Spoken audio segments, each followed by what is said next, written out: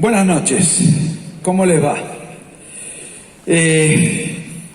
Miren, en estos minutos, pocos minutos, que me acerque hacia atrás. Te falta rock and roll. Ok. Miren, originariamente en el día que hoy nos convoca, iba a estar Javier Milei solo presentándole el libro a Agustín. Pero alguien de la organización dijo, no, muchachos, si va a estar Agustín y va a estar Javier, esto se va demasiado a la derecha, busquen a alguien que sea más progresista. Entonces me llamaron para contrastar, para equilibrar la balanza.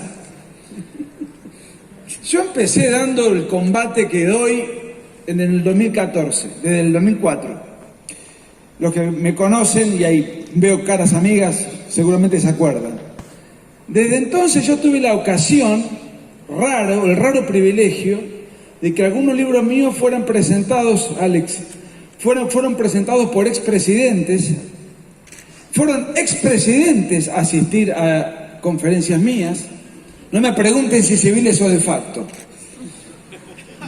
He recibido correos electrónicos de expresidentes saludando mis libros.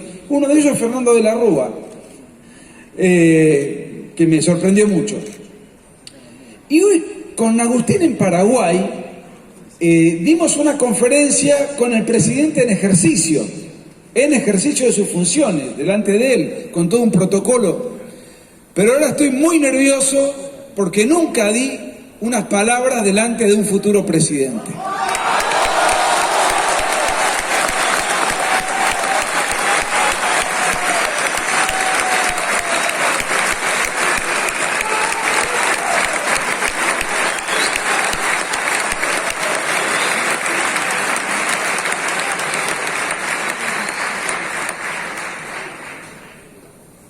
Yo esperé con tremenda ansiedad este libro, lo leí rápidamente, pero con muchísima concentración, porque además yo vi el enorme esfuerzo que hizo Agustín durante muchos años para escribirlo, porque incluso gran parte de este trabajo fue elaborado durante nuestras giras, que duraron 3 o 4 años, y yo lo veía, estábamos muertos, 3 o 4 horas de sueño diarias, y en los aviones con la lucecita nocturna, Agustín subrayando los libros. Terrible, un trabajo que le demandó 7 años. O sea que para mí era algo que me generaba una gran ansiedad intelectual. Así que volvía loco al editor para que me lo mande a Mar del Plata. Cuando me llegó el libro, ahí estaba y puse manos a la obra.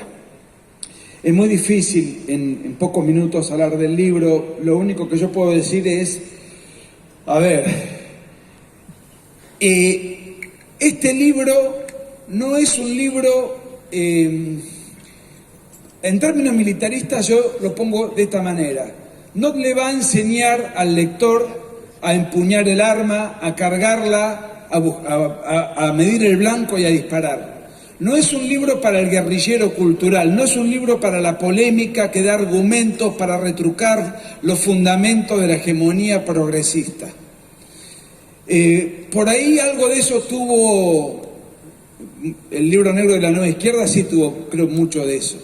Pero esto no, esto es un trabajo intelectual de altísimo nivel intelectual, pero con una pluma sumamente académica, pedagógica, de alcance masivo. Lo puede leer un filósofo y lo puede leer un laburante.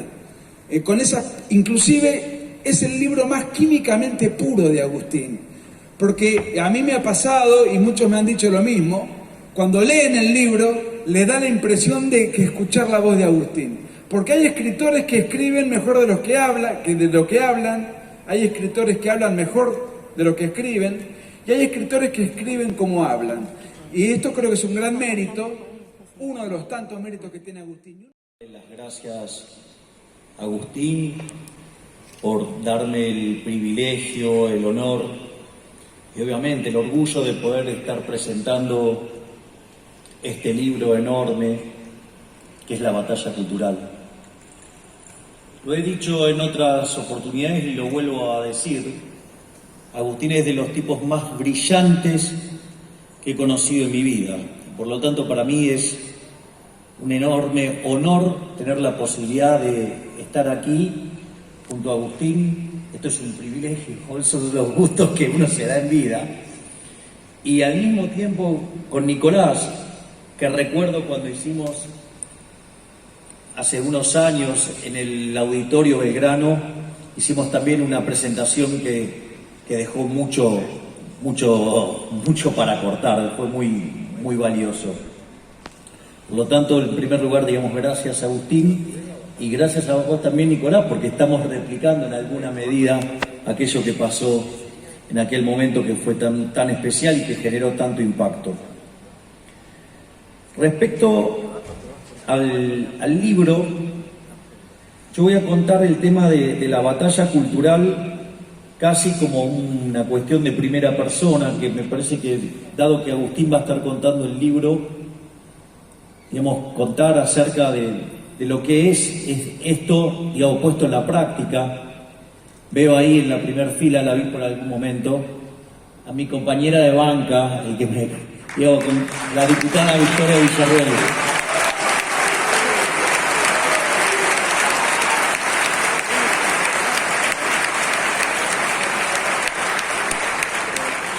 Porque les puedo asegurar que no es tan fácil como parece.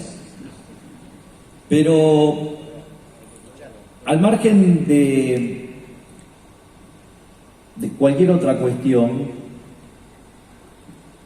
lo primero que, si nosotros queremos revertir este resultado, lo primero que tenemos que darnos cuenta es que la batalla cultural la perdimos.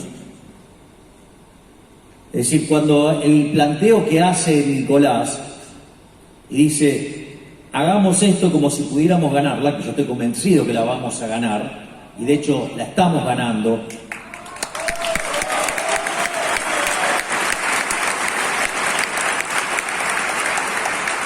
Es muy importante también saber de dónde partimos, saber que la batalla cultural nosotros la perdimos. Es muy interesante en algunas de las partes del libro, él, digamos, menciona, cuando habla de la Revolución Francesa, dice, mire, los valores presentados por la Revolución eran la libertad, la igualdad y la fraternidad. Esto que parece una cosa muy simple, ese párrafo para mí tiene un valor fenomenal a la luz de la batalla cultural, porque dice, de la idea de la libertad se desprende el liberalismo, de la idea de la igualdad se desprende el socialismo y de la idea de la fraternidad se desprende el nacionalismo. Y esto es clave cuando uno quiere entender la lógica de la batalla cultural. Una de las cosas que, por eso para mí este libro uno lo tiene que leer complementariamente con otro libro maravilloso del queridísimo Axel Kaiser, que se llama La fatal ignorancia. En ese libro, una de las cosas que explica el queridísimo Axel Kaiser, aviso, aclaro, por si hacía falta.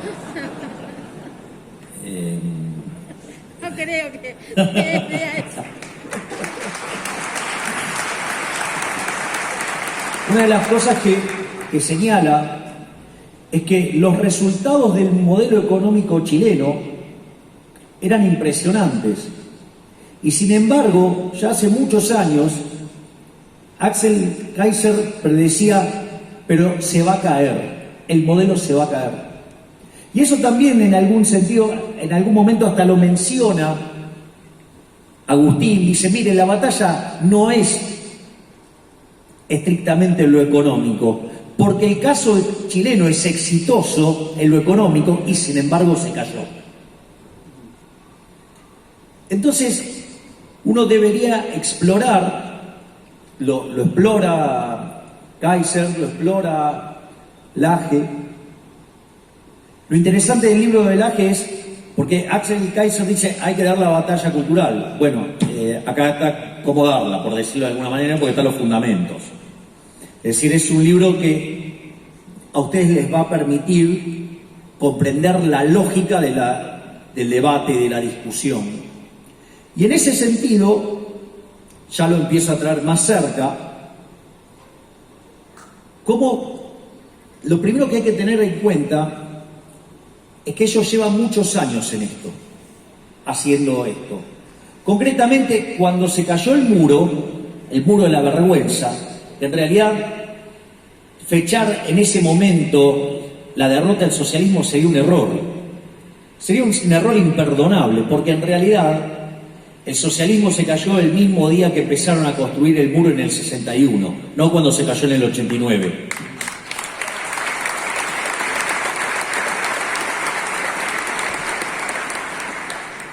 Y en ese sentido, cuando se cae el muro, la realidad es que uno de los grandes parásitos del mundo, Cuba,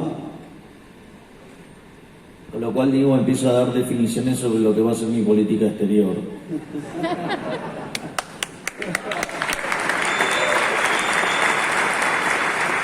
En ese sentido, necesitaban alguien a quien parasitar.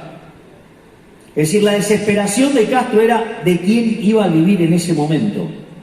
Porque ustedes cuando miran el PIB per cápita de Cuba, después de la caída de la Unión Soviética, se desploma.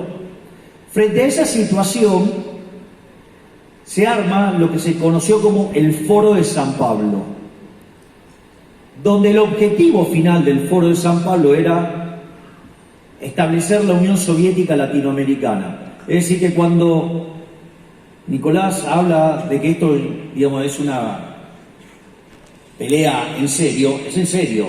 No son adversarios, son rivales. Es decir, son el enemigo. Porque recuerden que donde se aplicó ese sistema nefasto fue un fracaso en lo económico, en lo social, en lo cultural, y tienen en su haber asesinado a 150 millones de seres humanos. Por lo tanto, no estamos jugando con cualquier cosa. Estamos jugando con verdaderamente las fuerzas del mal. Es decir, digamos, a ver, quien vive en un país socialista no necesita saber qué es el infierno porque vive en el infierno. Por lo tanto, de hecho es muy interesante cuando arranca el capítulo 6, ¿no? Todas las referencias, arranca haciendo todo un conjunto de referencias sobre la definición de lo que tiene que ver la izquierda. Por ejemplo, lo hace respecto a la Biblia, respecto al Tanaj, lo hace respecto al Corán, y siempre lo izquierdo está asociado a lo malo. Y claro, sí, si han sembrado cualquier tipo de calamidad en la tierra, son la propia representación del maligno. Les gusta hacerlo desde el lado judío, lo pueden hacer con Samuel 8. Lo quieren hacer desde el lado católico y cristiano, lo pueden hacer con el Evangelio de San Lucas. Es decir, en ese sentido, es más, fíjense cuando ustedes hacen la referencia en italiano, la diestra y la siniestra. No solo eso, sino que fíjense que ustedes cuando quieren hacer algo ilegal, ¿qué dicen? Lo hacemos por izquierda. Digo, es bastante claro, o sea, ese preludio del capítulo 6 es maravilloso. De hecho, es el último del capítulo, del libro. Pero al margen de eso, ahora fíjense que frente a las atrocidades que genera ese sistema, sin embargo ganaron la batalla cultural. Entonces la pregunta es, ¿cómo lo hicieron? Y para eso yo quiero mencionar dos autores que son claves en entender esto. Uno es Gramsci. Porque ¿qué era lo que decía Gramsci? Que para que la batalla cultural, para que el socialismo fuera exitoso había que impregnarlo en la sociedad. Entonces, ¿cómo lo hacían? Mediante la educación, mediante los medios de comunicación, mediante la cultura. Y de esa manera van contaminando la forma de pensar de la gente. Se crea la idea de lo políticamente correcto. Fíjense que esto es tan así Y ellos han sido tan exitosos, porque esto es lo que hay que comprender, ellos han sido exitosos en esto. Ellos lograron tener de presidentes en Argentina a Néstor Kirchner, a Cristina Kirchner, ahora a Alberto Fernández. En Uruguay a Pepe Mujica, a Tabaré Vázquez. En Chile a Lago, a Bachelet, ahora a Boric. En Perú lo tienen a Castillo. En Venezuela a Chávez, ¿sí? Y a Maduro. Lugo en Paraguay.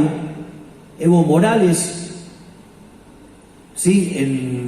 En Bolivia, y López Obrador en México. Es decir que, pero que, digamos, uno lo que tiene que ver es que hay un trabajo previo. Y eso eran 3 etapas, ellos las tienen bien definidas. A veces los menciono en pasado porque hoy es el Grupo Puebla. Pero lo interesante de eso es que son 3 etapas y están muy marcadas además. La primera etapa tiene 90% batalla cultural y 10% es meterse adentro del Estado para poder conseguir recursos. La segunda etapa hay un 50% que tiene que ver con la batalla cultural, pero un 50% vinculado, que como ya se metieron adentro del Estado, empezar a avanzar en una agenda regulatoria y de avance sobre los derechos de propiedad. ¿Para qué? Para que avanzando en esa lógica, terminar destruyendo ¿qué? El sistema capitalista. Por lo tanto, la última etapa, ¿sí? Es la etapa de las expropiaciones. Es decir, tienen una agenda muy marcada, en algunos lugares se ve con total claridad. El mejor ejemplo es Venezuela. Venezuela a mediados del siglo XX era de los países más ricos del mundo. Digamos, hoy, gracias al socialismo, lograron, por ejemplo, que le falte petróleo y que el 96% de los venezolanos sean pobres y el 86% o el 80% indigentes. Una maravilla el socialismo, donde va es un desastre. Genera hambre, genera violencia, genera cosas espantosas. Ahora entonces, fíjense lo brillante que fue esta metodología de Gramsci, que un sistema tan espantoso, y a pesar de la caída del muro, en 2 etapas, aún así lograron imponer las ideas. Digo, hay que reconocerles ese logro, si no reconocemos ese logro, estamos en problemas. Y lo que hace Agustín es de plantarse y enfrentarlos de una. Es decir, no hay rodeo, se llama la batalla cultural, ¿sí? Le plantea los elementos, y entonces ahora yo me quiero focalizar en lo que es el debate, que es el que históricamente he venido dando y voy a seguir dando, que es lo que tiene que ver la discusión entre liberalismo y socialismo.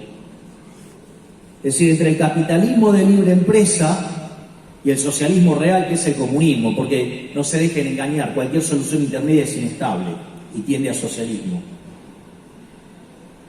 Que es decir, entonces, esta supuesta pelea entre lo que es la igualdad y lo que es la libertad. Y si ustedes se fijan, después de la caída del muro, a la luz de los abrumadores resultados, la izquierda no hace un planteo en lo económico. En el único lugar donde se discute, digamos, en la economía es acá. Decía, al único que se le ocurre decir que la Unión Soviética fue un éxito es a la izquierda, acá, nada más. O sea, a nadie se le ocurre decir semejante disparate. Con lo cual acá tenemos alguna ventaja, porque, digamos, la izquierda acá no puede sumar ni con un abaco, no hace un cero, digamos, ni con un vaso. Entonces, digamos, alguna cosa tan simplificada, porque hay que empezar a discutir los datos acá, o sea, para que vean lo atrás que estamos. Pero, digamos, en el mundo civilizado, una de las cosas, ellos no plantean la cuestión de la superioridad cuantitativa.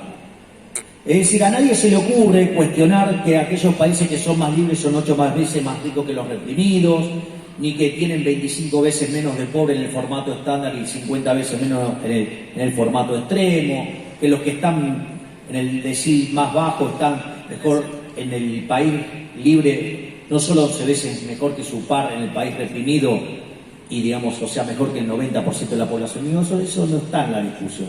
Es una discusión que la verdad es increíble, se da acá nada más. Ellos lo que hacen es cuestionar que el sistema sea justo. Es decir, el eje fundamental pivotea sobre un falso altruismo con la idea de la igualdad y lo que se plantea que el capitalismo es un sistema injusto. Por eso es muy importante un libro de Israel Kirzner que se llama Creatividad, Capitalismo y Justicia Distributiva, porque una de las cosas que hace Israel Kirzner en ese libro dice: la superioridad en el plano cuantitativo es innegable, pero si el sistema es injusto, no merece ser defendido. Y en ese sentido, lo que se plantea es una suerte de trade-off donde, si ustedes quieren, la derecha, ¿sí?, o los paleolibertarios, ¿sí?, o si ustedes quieren los liberales, pero que entienden que el mundo tiene restricciones, lo que sucede ahí es que pareciera que de acá está la gente que no tiene alma, que no tiene corazón, ¿sí?, y que lo único que le importa es la eficiencia. Y que ellos en realidad son los que tienen sentimientos, los humanos, ¿sí?, y que, digamos, entonces son altruistas siempre con la ajena, no con la propia, de eso nunca se olviden. Entonces, en ese contexto es como que el debate se plantea en torno a si el sistema es justo o no. En el fondo es una discusión sobre igualitarismo, que ahí hay también otro muy buen libro de Axel Kaiser que se llama La tiranía de la igualdad. Entonces, lo que uno tiene que hacer es discutir si el sistema verdaderamente es o no es justo. Y la realidad es que cuando uno empieza a llevar esta discusión y la lleva al límite, al menos desde el lugar donde yo tengo ventajas comparativas y desde donde yo, digamos, la pude ir empujando,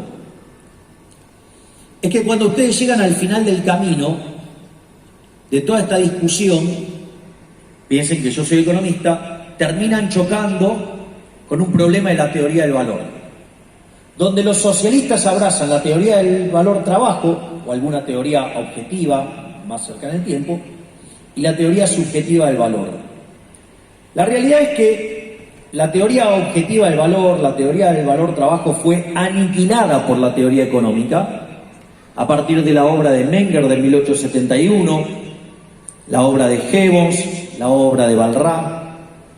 La evidencia, es más, el propio Eugene von Baber escribe un libro que se llama La conclusión del sistema marxiano y demuestra todas las falacias del sistema y que el sistema está condenado a fracasar. Por lo tanto, digamos, fue derrotado en la teoría y fue derrotado en la práctica. La evidencia empírica mostró que el socialismo es un error teórico y un error práctico. Entonces la pregunta es si frente a la evidencia teórica, frente a la evidencia empírica, ¿por qué esta gente sigue abrazando estas ideas? Y ahí, cuando ustedes chocan con esto, es que en realidad, para poder explicar la teoría de la explotación de Rothbardus o su versión mejorada, como lo es el caso de la plusvalía de Marx, necesitan justamente la teoría del valor trabajo. Porque si todos los bienes vienen determinados en su valor por la cantidad de trabajo que tienen, en el fondo no tendrían por qué existir los beneficios. Es decir, explotación para Rothbardus, plusvalía para Marx. Y en ese contexto, en el fondo lo que ustedes están viendo es que hay un prejuicio. Es decir, utilizan ese marco justamente para poder derivar estos resultados. Y en el fondo, lo que está subyacente en eso sí, ahora vamos a una cuestión moral, que es cuáles son los valores implícitos. La envidia, el odio, el resentimiento, el trato desigual frente a la ley y el asesinato. Por lo tanto, desde ese conjunto de valores morales, todo lo que va a salir son instituciones espantosas que inexorablemente llevan a la muerte y a la miseria. Por eso fracasan siempre. Y entonces la idea es, ¿qué es lo que hay del otro lado? Y del otro lado, como señala nuestro máximo prócer del liberalismo de todos los tiempos, Alberto Venegas Lynch, hijo, el liberalismo es el respeto irrestricto del proyecto de vida del prójimo, basado en el principio de no agresión y en defensa del derecho a la vida, a la libertad y a la propiedad, cuyas instituciones son la propiedad privada, los mercados libres de intervención estatal, la competencia entendida como libre entrada y salida, la división del trabajo y la cooperación social, donde solamente se puede ser exitoso sirviendo al prójimo con bienes de mejor calidad a un mejor precio, donde a su vez la retribución de los factores viene dado por el valor del producto marginal de ese factor, llámese trabajo, es decir, el salario va a venir determinado por el valor del producto marginal del trabajo. Es decir, que hay una dimensión que tiene que ver con la productividad del trabajo, donde obviamente depende también de la acumulación del capital, por ende no son enemigos los capitalistas y los trabajadores, sino que son socios, porque a más capital, más productividad, por ende mayores salarios reales. Sino que a la productividad se le suma la dimensión precio. Y de vuelta, los precios vienen determinados por las preferencias y por la escasez. Consecuentemente, como mencionaba antes, solamente se puede ser exitoso sirviendo al prójimo con bienes de mejor calidad a un mejor precio. Es decir, que aquel que le va bien en el capitalismo es un benefactor social. Y por lo tanto, ese dilema que plantea la izquierda, que el sistema produce bien pero distribuye mal, es falso. Es decir, el sistema no solo que es más productivo, sino que además es el único sistema que es justo. No solo por eso entonces que además los valores morales que abraza derivan instituciones que generan crecimiento económico y, como decía Bastiat, donde entra el comercio no entran las balas. Donde hay mercado, las costumbres son dulces, señaló Bertrand de Juvenet. Entonces, en ese contexto, es que si les ganamos con la evidencia empírica, le ganamos con la teoría económica, le ganamos en el plano filosófico, ¿por qué ellos han ganado? Porque ellos entendieron que esto era una batalla cultural. Y la batalla cultural, y esto ya es con lo que voy a cerrar, no solo se libra escribiendo, no solo se libra dando conferencias, ni tampoco peleándose con todo cuanto zurdo aparezca en la tele.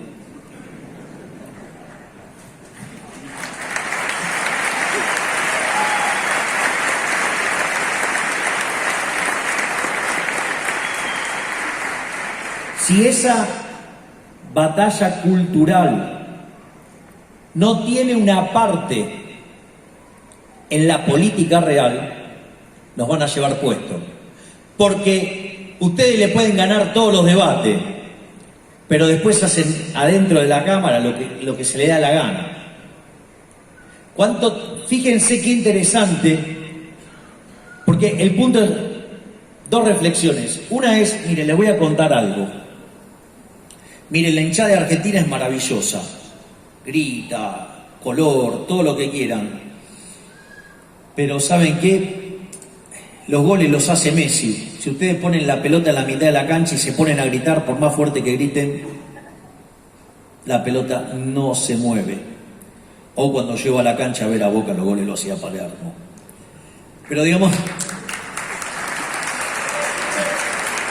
Pero al margen de eso, no subestimen la batalla cultural.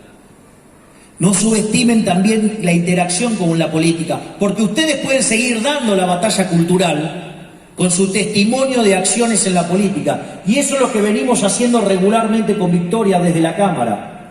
Hemos planteado el problema de la política como una cuestión moral. En cada una de las votaciones que tuvimos que hacer, enfrentamos y planteamos el tema desde una cuestión moral. Y lo primero que dijeron es, bueno, déjalos que entren en la Cámara, total, se van a diluir y van a desaparecer. Y sin embargo, cada vez que viene una votación, se arman unos escándalos de novela, porque están descubriendo que los malos son efectivamente malos, pero los que se vendieron como buenos son más malos que todavía los malos. Por lo tanto, quiero invitarlos a todos a dar la batalla cultural, pero no solo en el plano de las ideas, háganlo también en el plano de la política, porque si no los zurdos nos van a llevar puestos. ¡Viva la libertad, carajo! ¡Viva la libertad, carajo! ¡Viva la libertad, carajo!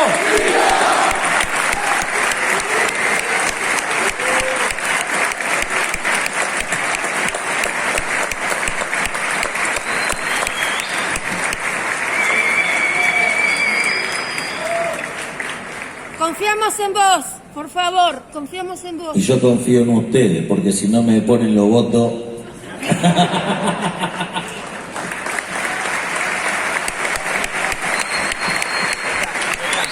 De nada sirve que me digan que son muy lindas las cosas que digan y después votan a los empleados del socialista. No.